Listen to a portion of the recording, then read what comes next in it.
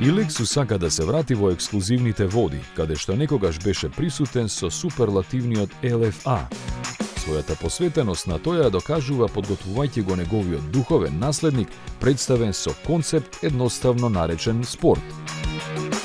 Порше пак нема што да го кажува. Доволно е само споменување на бројките 911 и се е јасно.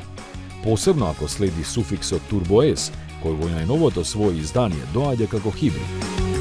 Модернизацијата му го донесе 3,6 литарскиот агрегат од Carrera GTS, сега со 2 турбокомпресора и компактен електромотор, сместен во 8-степениот менувач.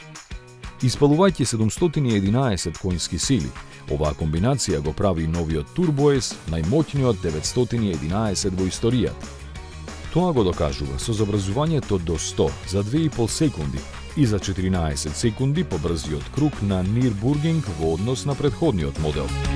Ревидирани се и бројни други технички и естетски детали, меѓу кои активната аеродинамика и секако цената, која за купето во Германија стартува од 271.000 евра.